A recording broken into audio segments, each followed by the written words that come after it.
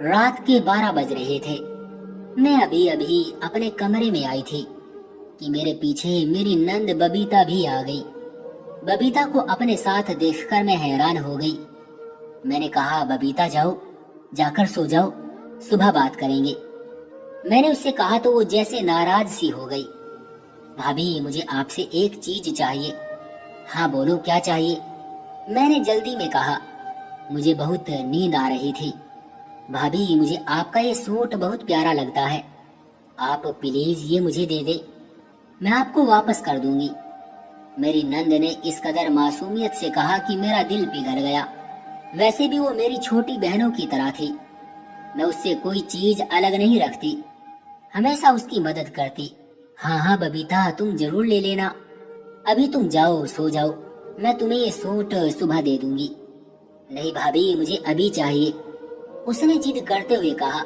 अच्छा रुको, मैं अभी चेंज करके आती हूँ।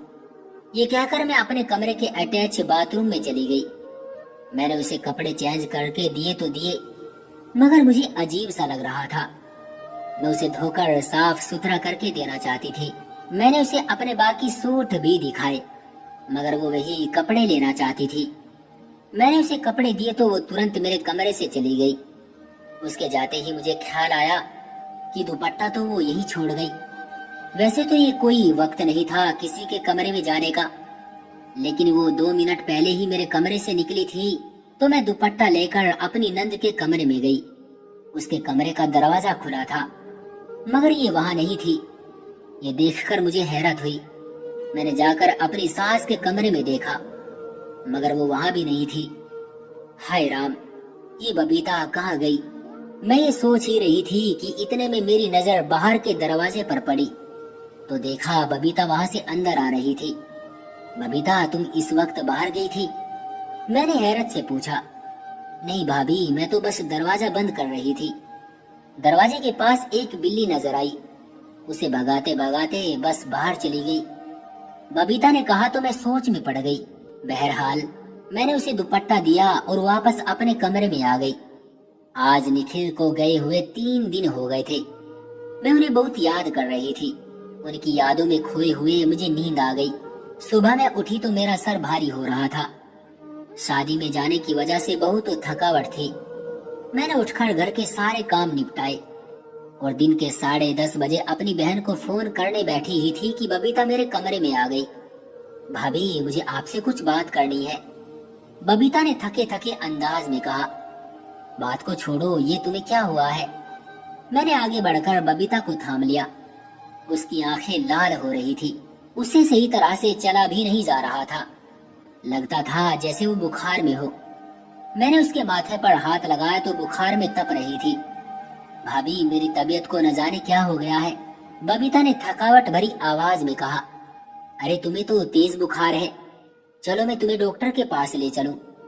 मगर बबीता अपने कमरे में जाना चाहती थी। मैं उसे उसके कमरे में छोड़कर चाय वगैरह देकर वापस आ गई। मैंने दोपहर का खाना बनाया, मगर बबीता खाने की मेज पर मौजूद नहीं थी। मैं उसे ढूंढती हुई उसके कमरे में पहुंची। उसके कमरे का दरवाजा बंद था। मैं परेशान हो गई। बहरहाल घर के बाकी काम भी देखने थे। मेरी सास भी बबीता को बुला बुलाकर थक चुकी थी। फिर शाम का खाना भी हमने अकेले खाया।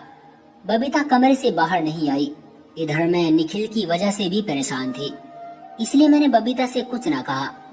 अगले दिन जब मेरे पति बाहर से आए तो मैंने खुशी खुशी उनका वेलकम किया। फिर मैंने उन्हें बबीता के बारे में बताया तो वो भी बबीता से मिलने उसके कमरे की तरफ चल दिए। मगर बबीता ने दरवाजा नहीं खोला। कहने लगे, मुझे लगता है कि बबीता मेरी किसी बात से नाराज हो गई है।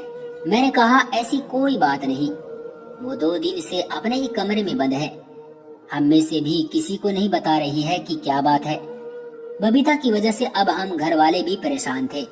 बड़ी मुश्किल से निखिल और माजी ने बबीता के कमरे का दरवाजा खुलवाया। जब उसने दरवाजा खोला तो बरसों की बीमार नजर आ रही थी। उसके चेहरे पर जर्दी छाई हुई थी और उसकी आंखों के नीचे गहरे से काले काले हलके बने हुए थे। उससे पहले कि हम बबीता से कुछ कहते तो वो घर की दहलीज पर गिरकर बेहोश हो गई। हम जल्दी से उसे होश में लाने की कोशिश करने लगे। ठंडे पानी के छींटे उसके चेहरे पर मारे, मगर उसे होश नहीं आया। मैंने उसकी नब्ज चेक की जो बहुत कम हो रही थी। तब हमने डॉक्टर के पास जाने का सोचा। जल्दी से निखिल गाड़ी ले आए। हमने बबीता को गाड़ी में डाला और अस्पताल पहुंच गए। वहां जाकर देखा तो बबीता को इमरजेंसी वार्ड में दाखिल करवा दिया गया। एकदम से ऐसी क्या इमरजेंसी हो गई, हमें तो कोई समझ ना थी। हम डॉक्टर के पास गए। डॉक्टर ने बताया कि बबीता की हालत नाजुक है, उसे 24 घंटे आईसीयू में रखा जाएगा, उसके बाद ही कोई फैसला होगा। निखिल और माजी मुझे घूरने लगे। बोले तुमने ही उसे कुछ कहा होगा, वरना वो खुद को यूं कमरे में बंद ना करती। मैं माजी और निखिल की बात का क्या जवाब देती? मेरे पास कोई जवाब नहीं था। मैं तो सिर्फ अपनी नंद से बहन जैसी मोहब्बत करती थी। थोड़ी देर के बाद डॉक्टर ने बताया कि बबीता की हालत अब बेहतर है, मगर हमें उसका ख्याल रखने की जरूरत होगी। उसे सख्त परेशानी में रखा गया है। इस बात पर निखिल और मेरी सास मुझे घूरने लगे। हालांकि मैंने कुछ नहीं किया था। फिर हम लोग बबीता से मिलने उसके कमरे में गए तो देखते हैं कि वो खाली खाली आंखों से ऊपर छत की तरफ घूर रही थी। उसके बारे में हम में से कोई कुछ नहीं कह सकता था। डॉक्टर ने सिर्फ इतना बताया कि बबीता को सांस घटने की वजह से अचानक दिल का दौरा पड़ते पड़ते बचा, वरना अगर देर हो जाती तो मौत के मुंह में जा सकती थी। बबीता के बारे में जानकर माजी को बड़ा डर महसूस हुआ। उसके साथ हुई ये घटना के बारे में कुछ भी समझ नहीं आ रहा था। खैर, एक ही दिन में बबीता को अस्पताल से डिस्चार्ज कर दिया गया। डॉक्टर ने हमें बुलाकर इस बात की चेतावनी दी कि हम बबीता को ताजा हवा में रखें। हम लोग बबीता को लेकर घर आ गए तो वो कुछ खोई खोई सी थी। ऐसा लगता था जैसे उसे कोई गहरी परेशानी है। मेरे लाख पूछने पर भी उसने मुझे कुछ नहीं बताया था। अलबत्ता वो बार बार अपने कमरे में जाने की जिद कर रही थी। मजबूर होकर हमने भी उसे उसके कमरे में जाकर बैठा दिया, मगर डॉक्टर ने कहा था कि बबीता को कोई परेशानी नहीं देनी। इसी वजह से हम भी परेशान थे, क्योंकि बबीता की बात ना मानते तो भी उसके लिए अच्छा नहीं था। बबीता ने अपने कमरे में जाकर थोड़ी देर बाद ही फिर से दरवाजा बंद कर लिया। काफी देर उसका दरवाजा बंद रहा। हमें दोबारा शक होने लगा। उसका दरवाजा बजाया। उसने दरवाजा खोला तो उसकी सांस फूली हुई थी। वो फिर परेशान लग रही थी और अब की बार भी वैसा ही हुआ। वो धड़ाम से जाकर जमीन पर गिर पड़ी और दोबारा बेहोश हो गई। अब माजी और निखिल मुझे डांटने लगे। मजबूरन एक बार फिर बबीता को अस्पताल लेकर जाया गया। डॉक्टर ने फिर वही बात कही कि तुम लोग हमारी बात शायद समझ नहीं पाते, इसे ताजा हवा में रखो। बार बार उसका दम घुटने की वजह से उसके साथ ये मसला पेश आता है। अब अगर यही लापरवाही बढ़ती गई तो बबीता को दिल का दौरा पड़ सकता है, फेफड़ों का मसला भी हो सकता है। उस बात पर हम सब सोच में पड़ गए। कुछ समझ नहीं आ रहा था कि क्या करे। तब मैंने निखिल से बात की कि अब बबीता को कमरे में अकेले नहीं रहने देना चाहिए। अगर ये ऐसा ही करेगी इसकी सेहत को खतरा होगा। निखिल बोले वो सब तो सही है, लेकिन अगर बगैर जाने हम उसे अलग कमरे में रखेंगे तो ये पहली और भी उलझ पड़ेगी। तुम्हें उसके बंद कमरे में झांक कर देखना होगा कि उसके बंद कमरे में ऐसी क्या बात है जो ये हमारे सामने बैठने से भी कतराती है। निखिल की बात भी सही थी। मैंने बबीता के कमरे में खिड़की के पर्दे को हल्का सा सरका कर छोड़ दिया, ताकि जब वो अकेली कमरे में हो तो मैं देख सकूं कि आखिर ऐसी क्या बात है जो बबीता हर वक्त अपने कमरे में बंद रहती है और बाहर आकर बैठना तक पसंद नहीं करती। रात का खाना खाकर बबीता अपने कमरे में चली गई। उसने दरवाजा बंद कर दिया। मैंने प्लान के मुताबिक खिड़की का पर्दा खिसका रखा था। इस बात का निखिल को भी नहीं पता था। उसके कमरे में जाने के बाद मेरे दरवाजे के बाहर खड़े होकर अंदर झांकने की कोशिश की। सामने कमरे में नजर पड़ी तो देखकर मैं हैरान हो गई कि बबीता ने अपने इर्द गिर्द बहुत सारी मोमबत्तियां जला रखी थी और वो उनमें चुपचाप बैठी थी। बबीता ने अपने बाल खोल रखे थे। उसका हुलिया अजीब सा था। उसने सर पर चादर भी नहीं ओढ़ रखी थी और मोमबत्तियां उसके इर्द गिर्द जल रही थी। अब मुझे सारी बात समझ में आ गई थी कि बबीता का दम मोमबत्ती जलाने से घुटता है। मोमबत्ती से एक खास किस्म की गैस निकलती है जिसकी वजह से इंसान को सांस की बीमारियां होती है, और अगर ज्यादा देर इंसान मोमबत्ती के सामने बैठा रहे तो उसकी सांस अटक सकती है। मैंने फौरन दरवाजा खटखटाना शुरू कर दिया। अब की बार बबीता ने जल्दी जल्दी अपने बाल समेटे, मोमबत्तियां बुझाकर एक दराज में डाली और दरवाजा खोलकर गुस्से से बोली, क्या बात है, दरवाजा क्यों बजा रही हो?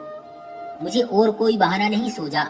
बबीता मेरी जान, वो मेरे कपड़े तो वापस कर दो जो तुमने 2 हफ्ते पहले लिए थे।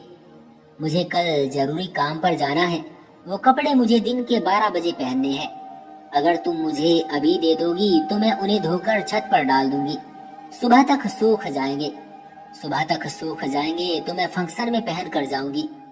मेरी बात पर बबीता का गुस्सा ठंडा हो गया और वो बोली, भाभी, आपके वो कपड़े तो मैं भूल ही गई थी। आप ऐसा करें, मेरा कोई और जोड़ा ले ले। मैं आपको अभी नहीं दे सकती। क्यों भाई, मुझे तो अभी चाहिए। मैंने उस पर जोर दिया।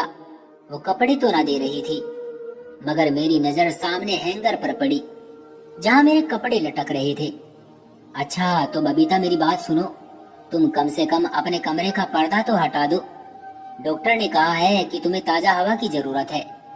मैंने ये कहा और बबीता के कमरे का पर्दा हटाना चाहा। भाभी, ये क्या कर रही हैं आप? मैं बिना पर्दे के कैसे रहूंगी? कोई बात नहीं बबीता, इस घर में गैर कौन है? तुम्हारा भाई ही तो है और माँ जी है बस। तो तुम ऐसे ही सो जाया करो।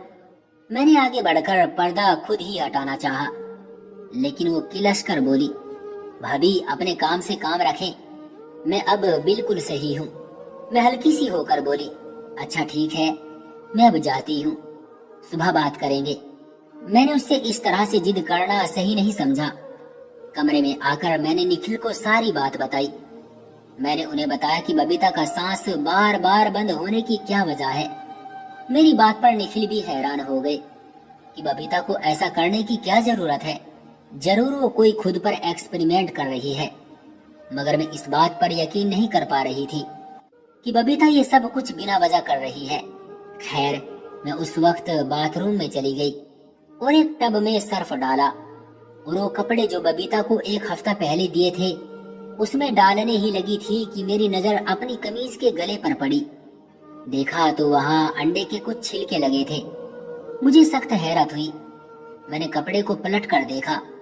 काफी जगह पर अंडे के छिलके और अजीब सी बदबू वाला मैल लगा हुआ था। मुझे बहुत गुस्सा आया। बबीता ने मेरे कपड़ों का ये क्या हश्र कर दिया। मैं सोचने लगी, सारे कपड़े गंदे कर दिए। अजीब सी बदबू आ रही थी। मैंने कपड़े जल्दी से सर्फ में भिगो दिए और काफी पानी डालकर उन्हें खंगालने की कोशिश की। ये देखकर मुझे सख्त हैरत हुई कि मेरे कपड़ों में जगह जगह अंडों के छिलके लगे थे, जबकि कपड़ों में काफी सारा रंग भी डाला गया था। कपड़े टब में डालकर मैं बाहर आई तो निखिल मेरा इंतजार कर रहे थे। वो भी परेशान थे। मैंने उन्हें ये बात बताकर उन्हें और भी परेशान कर दिया, मगर मैं जानती थी कि मुझे क्या करना है। मैं रात भर यही सोचती रही कि बबीता के लिए ऐसा क्या करूं कि उसे मुझ पर एतबार हो जाए, वो अपनी हर बात मुझसे कहे और मैं उसे इस मुसीबत से बचा लूं जो न जाने उसने अपने दिमाग में कब से पाल रखी है। यही सोचते सोचते रात के 3 बज गए। काफी देर तक जागती रही। मुझे तकरीबन 4 बजे के करीब नींद आई। मैं जानती थी अब तो मैंने सुबह लेट ही उठना था, क्योंकि रात को काफी देर से नींद आई थी। मगर सुबह के तकरीबन 7 बजे मैंने अपने घर में बहुत शोर की आवाज सुनी। मेरी सास रो रही थी, जबकि मेरे पति भी ऊंची आवाज में बातें कर रहे थे। मैं फौरन हड़बड़ा कर उठी। बाहर गई तो देखा घर में हमारे कुछ रिश्तेदार भी मौजूद थे, जबकि माँ जी का रो रो कर बुरा हाल था। माँ जी, क्या हुआ है? मैं जल्दी से अपनी सास के पास पहुंची तो देखा कि सामने मेरी नंद बबीता चारपाई पर बेहोश पड़ी थी। उसके मुंह से खून आ रहा था और बाल बिखरे हुए थे। माँ जी, इसे क्या हुआ है? मैंने आगे बढ़कर अपनी नंद का सर गोद में लिया और निखिल ने मुझे जल्दी से बबीता को संभालने का कहा और खुद गाड़ी लेने चले गए। आज बबीता बहुत ज्यादा बीमार थी। उसे खून की उल्टी लग रही थी। निखिल जल्दी से गाड़ी ले आए। हम बबीता को अस्पताल लेकर गए। हम तो उसे दवाई भी वक्त पर देते थे, मगर राम जाने फिर कहाँ लापरवाही हो गई। बबीता को अस्पताल पहुंचाया गया। उधर अस्पताल वालों ने भी बबीता को तुरंत आईसीयू में दाखिल कर लिया। उसकी हालत बहुत नाजुक थी। डॉक्टर ने हमें बताया कि बबीता जिंदगी और मौत की कशमकश में है, और सबसे मुश्किल बात ये थी कि उसकी बीमारी की समझ नहीं आ रही थी। डॉक्टर भी सुबह शाम टेस्ट कर कर के थक गए थे, मगर बीमारी का कोई रास्ता नहीं मिल रहा था। अगली सुबह 4 बजे हमें ये खबर मिली कि बबीता इस दुनिया से जा चुकी है। माँ जी का तो रो रो कर बुरा हाल था। वो भी मुझे ही मनहूस कह रही थी, कहती तू मेरी बेटी को खा गई है, न जाने तूने क्या किया कि मेरी बेटी हमेशा के लिए मुझे छोड़कर चली गई। मैं उनका दुख समझ सकती थी, इसलिए खामोश रही। किसी को भी यकीन नहीं आ रहा था कि एक जवान लड़की 1 हफ्ते के अंदर बीमार रहकर जिंदगी की बाजी भी हार सकती है।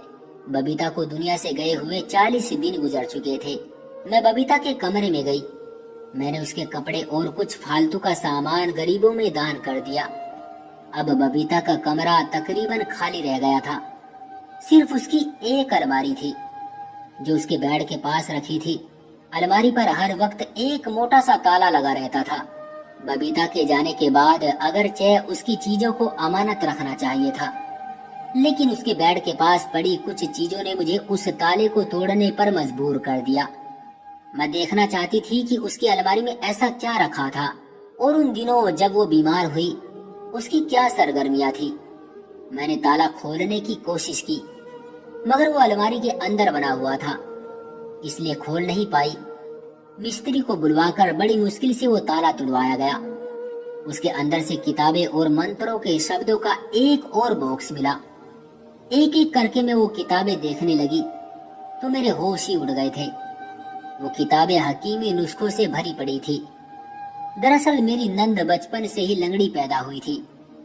उसकी एक टांग में हल्का सा फर्क था। चलते हुए वो लंगड़ा कर चलती थी।